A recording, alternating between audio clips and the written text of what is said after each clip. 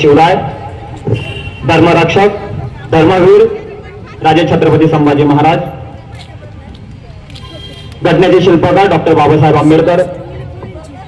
कानात सांगून कोणी ऐकत नसेल तर त्याच्या कानाखाली आवाज काढा, असं मराठी माणसाला सांगणारे आमचे हिंदू हृदय सम्राट सरसेनापती माननीय बाळासाहेब ठाकरे, या महाराष्ट्राचे कुटुंब प्रमुख उद्धवजी बाळासाहेब ठाकरे, युवा नेते, युवा सेना प्रमुख, माजी मंत्री आदित्य साहेब ठाकरे, शिवसेनेचे जिल्हा प्रमुख, शिवसेनेचे उपजिल्हा प्रमुख, दोन्ही उपजिल्हा प्रमुख, आमचे महानगर प्रमुख आणि आमचे चारही उमेदवार, तसेच आमचे बाळूभाऊ शेंडगे, मनोज काका बम, पंकजदादा बारसकर, पवनदादा कुलकर्णी, अमोलभाऊ कानकाटे, आबाभाऊ भडागे यांच्या सगळ्यांचा आभार. सन्मान्य व्यासपीठ आणि गेल्या 3 तासापासून शिवसैनिकांना ऐकण्यासाठी भर उन्हामध्ये चालत इथपर्यंत येणाऱ्या माझ्या तमाम मायमाऊलींनो सगळ्यांना सप्रेम जय महाराष्ट्र. मायबाप, गेल्या 7 वर्षानंतर आजच्या धुळे मनपाच्या निवडणुका येऊ घातलेल्या आहेत. या 7 वर्षामध्ये या धुळे शहरामध्ये किती मोठा अंधकार पसरलेला आहे. या शहरामध्ये 7 वर्षापासून तमराज किल्वीसचं अधिराज्य आलेले आहे आणि म्हणून त्या तमराज किल्वीसला गाडण्यासाठी आणि डॉक्टर जयकवालला गाडण्यासाठी तुम्हाला शक्तिमान म्हणून आता या 15 तारखेला निर्णय घ्यायचा आहे. का म्हणून तुम्ही 7 वर्ष सहन केलं. वेळेवर कचरा गाडी आली नाही, वेळेवर गटारी काढणारे आले नाहीत, गटारी काढल्या तर त्या ठिकाणी आवरणारे आले नाहीत, तशा हप्ताभर बुडल्या पडून होत्या, पद्धतीने नाहीत. काही रस्त्यावर खांब नाहीत, पोल नाहीत, काही रस्त्यावर खांब आहे तर त्यांना लाईट नाहीत. एवढी प्रचंड अवस्था असताना गेले 7 वर्ष हे धुळेकर एवढ्या संयमाने का बाळगले, का म्हणून तुमची संयमता एवढी दाखवली. या धुळे शहराचा आमदार गेल्या 7 वर्षापासून या धुळे शहरामध्ये तुम्ही निवडून दिलेत.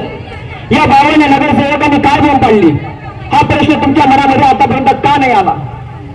या धुळे महानगराने याच वार्डाने ज्या वार्डातून मी निवडणूक लढवतोय आणि दादा या ज्या वार्डातून आम्ही निवडणूक लढवतोय हा वार्ड प्रभाग क्रमांक पुरेसा 11. या वार्डातून भारतीय जनता पार्टीचे तुम्ही 4 नगरसेवक निवडून दिले, त्यापैकी 2 जण महापौर होते. आता सुद्धा 2दा महापौर होऊन चुकलेले या धुळे शहराचे प्रतिनिधित्व केलेले त्यांचे चिरंजीव माझ्या समोर निवडणूक लढवत आहेत. काय कमी तुम्हाला, का पुन्हा तुमच्या जाणे पालख्या व्हायच्या. पक्षाने तुम्हाला महापौर केलं होतं, आम्ही 2दा नगरसेवक म्हणून तुम्हाला निवडून दिलं होतं. या जनतेने तुम्हाला 25 वर्ष सहन केलं. आता तुमच्या मुलाबाळांना आम्ही सहन करणार नाही. आता नवीन चेहरा या धुळे शहरात उभे असेल. या प्रभागाने आता ठरवलेलं आहे की आता वंश परंपरा चालणार नाही, वंश परंपरा अजिबात चालणार नाही. गोरगरिबांचे पोरं, गोरगरिबांची लेकरे आता यावेळी निवडून येतील. आणि मायबाप म्हणून तुम्हाला आव्हान करतो, आम्ही तुमच्याकडे भिकेची झोळी पसरवतो. मायबाप या गरीब लेकराला तुमच्या पदरात घ्या. 5 वर्ष तुम्हाला पश्चातापाची थाप डोक्यावर मारण्याची पाळी कदापि येणार नाही. यांना 50 लाख रुपये, माझ्यासारख्या फाटक्या कार्यकर्त्याला 70 लाख रुपये अर्ज माघारी घ्या. कुठून आणला एवढा पैसा. एक वार्डामध्ये 2-2, 5-5 कोटी रुपयाची उधळण कुठून आणला हा पैसा. हा पैसा तुमचा आहे, तुमच्या खिशातून चोरलेला आहे. अमिता दर्यापाटे मुंबईला गेल्या, अहो टोपलीवर पैसे मिळते, टोपलीवर एवढं आंधळे दर्द आणि पुत्र पूर्वीत खाते. म्हणजे ते हिंदीमध्ये एक म्हण आहे, अंधेर नगरी चौपट राजा. संपूर्ण धुळे नगरी अंधेरमध्ये आणि राजा मात्र मस्त चाललेलं. आता हे सहन होणार. आता तुम्हाला जागे व्हावं लागेल. संधी द्या मायबाप, एकदा संधी द्या. आमच्यासारख्या फाटक्या कार्यकर्ते या लोकांनी संधी दिली. हे लोक या ठिकाणी बसलेली आहेत, हे खूप अनुभवी लोक आहेत. खूप या लोकांनी गाजवलेले, जिरवलेलं आहे, विरोधकांना दडकी मिळवलेली. मायबाप, या लोकांनी आमच्यावर विश्वास दाखवला. आता तुमची बारी आहे. आम्हाला परत संधी मिळणार नाही. उद्याच्याला निवडणुका होतील, पण आमच्यासारख्या फाटक्या कार्यकर्त्याला परत पक्षही तिकीट देणार नाही. तुम्हाला डाऊट नसेल, ज्या वेळेला 30 तारखेला आमचा उमेदवारी अर्ज भरला ना, मी फॉर्म भरायला गेलो, माझ्या खिशात 650 रुपये होते. माझ्या खिशात 650 रुपये होते. आमचे बाळूभाऊ शेंडेंनी मला 1000 रुपये दिले आणि या बाईने माझी डिपॉझिट भरली. माझी 2500 रुपये डिपॉझिट या बाईने भरली. आणि हा संदीप चौधरी या माणसाने गेल्या 8 दिवसापासून माझ्यावर खर्च केला. 8 दिवसापासून माझ्यावर जवळजवळ 1 ते 1.5 लाख रुपये या माणसाने खर्च केलाय.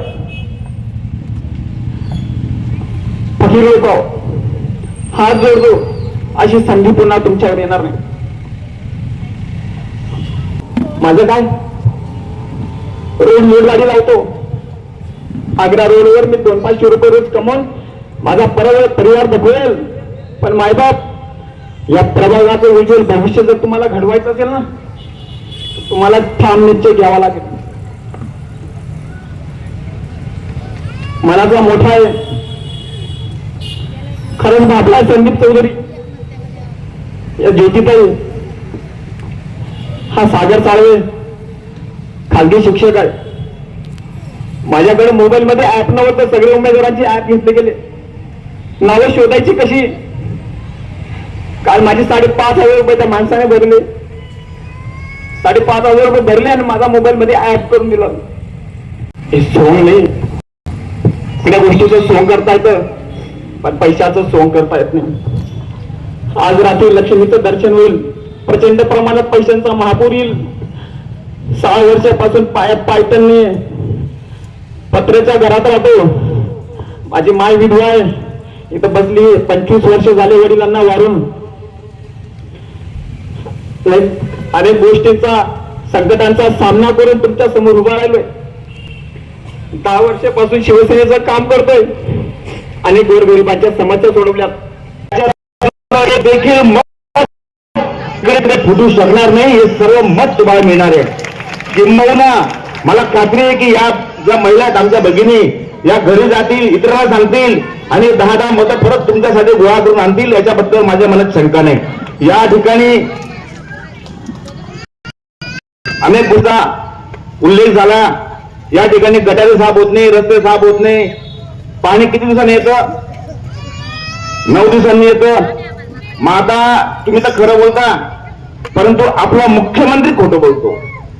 परवा जे मुख्यमंत्री या ठिकाणी धुळ्यामध्ये येऊन गेले आणि त्यांनी भर सभेमध्ये लोकांना सांगितलं की या धुळ्याला आम्ही वचन दिलं होतं, आम्ही आज मितीस 1 दिवसात पाणी देतोय आणि आता परत आमच्याकडे सत्ता आल्यास आम्ही ते रोज पाणी देऊ.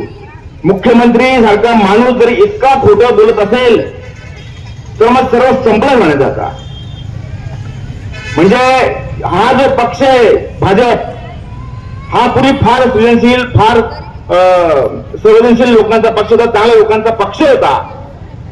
परंतु आता त्याच्यामध्ये सगळे गुंड पुंड, बलात्कारी, सट्टेवाले, मटकेवाले, अंमली पदार्थ विकणारे, अजून देशाचं गुपितं विकणारे, असे सर्वच लोकांचा, गुंडांचा हा पक्ष झाल्यामुळे त्याचा परिणाम या लोकांवर झालेला आहे आणि ते सुद्धा सर्रास लबाड व्हायला लागले.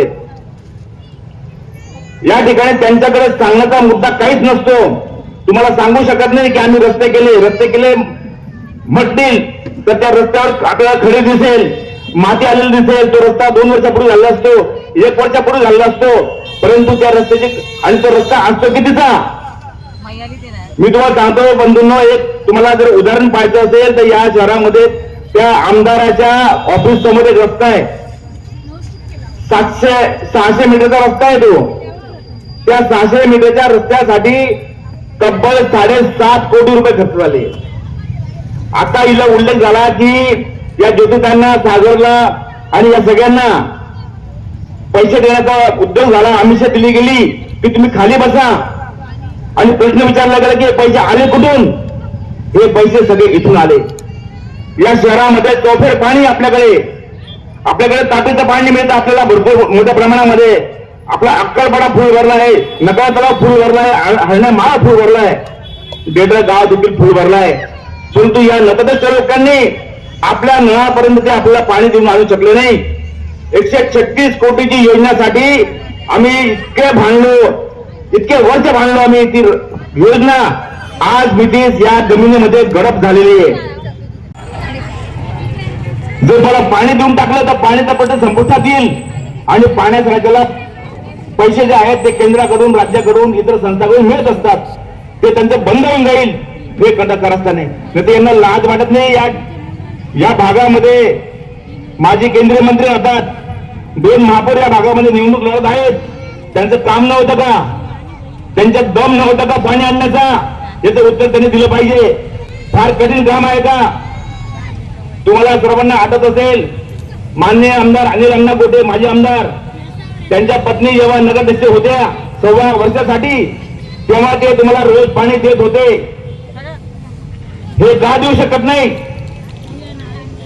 आणि म्हणून आज अनेक प्रश्न, भ्रष्टाचार भ्रष्टाचार आणि भ्रष्टाचार. एकमेव हा उद्योग करण्यासाठी यांनी हे जे उमेदवार देऊ केले 63, या 63 उमेदवारामध्ये सट्टा बिटिंग वाले, दारू विकणारे, गांजा विकणारे असे लोक तुमच्या पुढे आणून ठेवलेले. 20 लाखामध्ये होऊ शकतं असं मी नाही म्हणत. मी आणि ते आमचे माजी आमदार अनिल अण्णा, आम्ही थेट चौकशी करण्याकरता नाशिककडे गेलो. नाशिकचे मुख्य अभियंता, त्यांना सगळं स्ट्रक्चर दाखवलं, प्लॅन दाखवला. म्हटलं हे किती मध्ये होईल काम? 20 ते 22 लाख. माहितीये माता भगिनींनो, हे काम किती झालंय? 1,33,00,000 रुपये. म्हणजे त्यांनी 1 कोटीचा सरळ सरळ डल्ला मारला.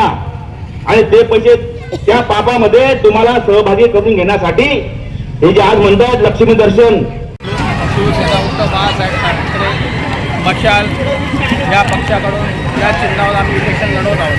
आम्हाला गेल्या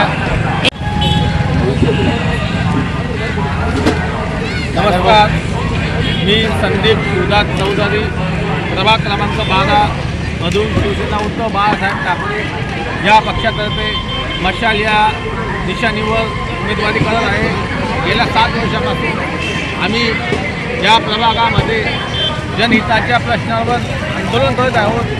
धुळे शहर या भ्रष्टाचारी जनता पार्टीने धुळे शहर पूर्ण खड्ड्यात टाकलेलं आहे. आणि आम्ही प्रामुख्याने या धुळे शहरातील प्रभाग क्रमांक 12 मधील रस्त्यांच्या समस्येवर आंदोलन केलेलं आहे. तरी आमची प्रभाग क्रमांक 12 मधील नागरिकांना विनंती, आमची सत्ता नसताना सुद्धा आम्ही 80 रोड, पारोळा रोड, नाट्येश्वर कॉलनीचे रोड, मार्केट यार्डचे रोड मंजूर करून कामं चालू करून दिले. तरी आमची सत्ता नसताना सुद्धा आम्ही एवढे कामं केले. जर सत्ता आली तर आम्ही याच्यापेक्षा चांगले कामं करून देऊ. तरी आमच्या शिवसेनेच्या 4 उमेदवारांना प्रचंड बहुमताने मशाल या निशाणीवर वोट टाकून निवडून द्या विनंतीच्या जय महाराज. सागर निकम ना, सागर निकम, जसं आपण आता भाषणात सांगितलं की तुम्ही खूप गरीब परिस्थितीतनं, म्हणजे तुमच्याकडे पैसे सुद्धा नव्हते, तरी सुद्धा तुम्ही लोकांच्या समस्यांसाठी पुढे आलेत. आणि लोकांच्या ज्या समस्या आहेत, जसे दवाखान्याचे बिल असो या इलेक्ट्रिक बिल असो, ते कशा प्रकारे तुम्ही लोकांना किती वर्ष कामं केलीत आपण? ते काय नाही, गेल्या 7 ते 8 वर्षापासून प्रचंड प्रमाणात घरपट्टी, पाणपट्टी असेल, वीज बिलं असतील, असे अनेक प्रश्न, दवाखान्याची बिलं असतील, शाळेत न झालेले ॲडमिशन असतील, वाढलेल्या फीज असतील आणि अशा अनेक समस्यांवर आम्ही तोडगा काढण्यासाठी त्यांनी आमच्या शिवसेना कार्यालयामध्ये संपर्क साधला. आणि वेळोवेळी आम्ही त्या समस्येला तोंड देण्यासाठी तत्सम अधिकारी असतील, वीज वितरण कंपनीचे असतील, PWDचे असतील, मनपाचे असतील, जिल्हा प्रशासन असेल, पोलीस प्रशासन असेल, अशा सगळ्या प्रशासनाची हितगुंज करून सर आम्ही त्या ठिकाणी नागरिकांच्या प्रश्न सोडवण्याचा प्रयत्न केला. आणि गेल्या 7 वर्षामध्ये आम्ही तुम्हाला सांगतो, आमच्यासारखे आम्ही फाटकी परिस्थितीचे लोक आहोत, पण तरीही लोकांनी आमच्या 7 वर्षाची जे केलेली कामं होती ते कामाची पावती म्हणून आमच्या प्रभागातून आमच्यासाठी वर्गणी जमा झाली. आणि लोकांनी पैसा गोळा करून सनी आम्हाला या ठिकाणी उमेदवारीसाठी प्रबोधन केलं. आणि उद्धवजी बाळासाहेब ठाकरे यांच्या शिवसेनेने आम्हाला तिकीट दिलं. आणि आम्ही या ठिकाणी आता विजयाचे शिलेदार म्हणून आता आम्ही टर्निंग पॉईंटवर आहोत. आमचा विजय निश्चित आहे. आम्हाला चित्र स्पष्ट दिसतं आहे. प्रभागातील जनतेने आम्हाला या ठिकाणी प्राधान्य दिलेलं आहे. आणि शिवसेनेचे आमचे 4ही उमेदवार आम्ही विजयी होऊ एवढा मात्र विश्वास द्यायचा. या पहिले पण आपण कोणत्या पार्टीमध्ये होतात का? शिवसेनेमध्ये कधी आपण प्रवेश केला? म्हणजे आमची राजकीय सुरुवात, सामाजिक सुरुवातच शिवसेना उद्धव बाळासाहेब ठाकरे पक्षाकडून आणि गेल्या 14 वर्षापासून आम्ही शिवसेना या संघटनेमध्ये सामाजिक काम करीत आहोत. तर आत्ताच का आपले तिकीट घ्यायचा म्हणजे प्रवेश केला आपण पार्टीमध्ये?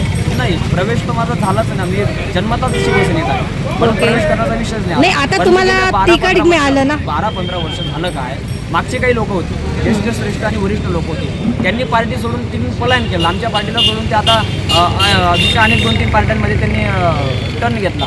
आणि त्यानंतर आमच्या पार्टीची जबाबदारी, शिवसेनेची जबाबदारी हे या आझादनगरमधून आमच्या खांद्यावर आली.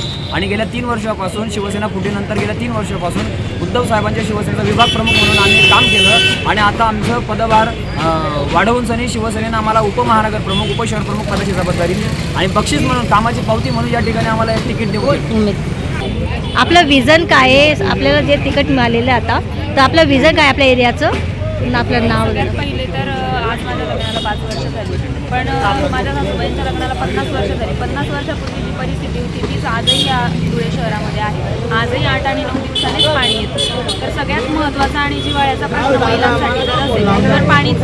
आणि या पाण्यामुळे म्हणजे 9व्या दिवशी पाणी येतं म्हणून घरातली जी महिला आहे ती बाहेर निघायचा प्रश्न म्हणजे ती हिंमतच करत नाही. तर तिच्यामधले गुण जे आहेत ते तिच्या आतमध्येच दाबून ठेवते. तिचं कर्तृत्व सिद्ध करण्यासाठी तिला कुठलं व्यासपीठच मिळत नाही. तर जर मला एक संधी दिली, या जनतेने जर संधी दिली, तर महिला सक्षमीकरणासाठी आणि महिलांसाठी ज्या काही योजना आहेत त्या योजना, महिलांचे जे अधिकार आहेत ते अधिकार पोचवण्यासाठी महिलांसाठी नक्कीच काहीतरी काम करेल असं मी आश्वासन देते.